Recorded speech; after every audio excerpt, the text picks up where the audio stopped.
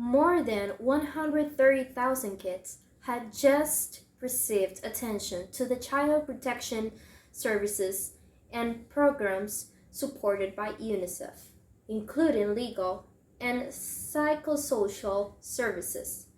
353 kids in high vulnerability situation were integrated into family reception programs.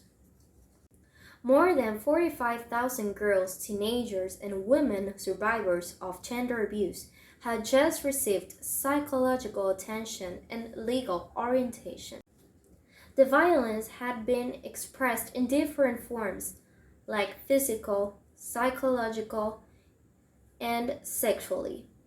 It occurred in the familiar surroundings, schools, or communities. UNICEF will have specialized protection services of gender abuse, psychosocial support, and others to have contributed to kids and teenagers be protected against violence and other risk situations. The risks of violence will have increased if children and teenagers have lived in vulnerable conditions.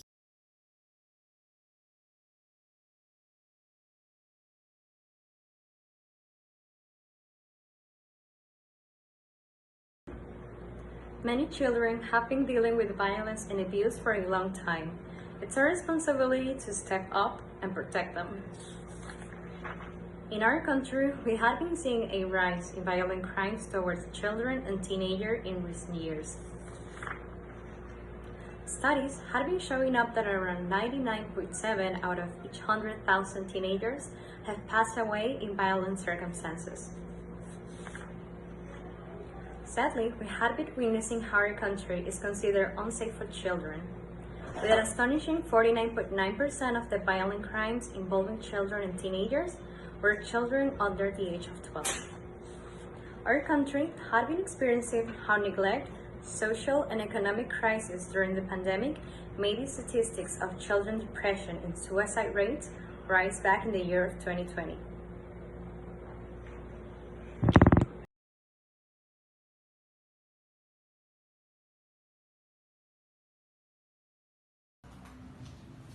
I will have target of child abuse next week.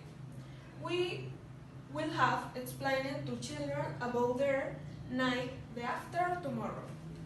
The group have been talking about children abuse and teenager every day. I have been fighting against the children abuse and I will be fighting. We have been protecting the project against the child abuse during all the week.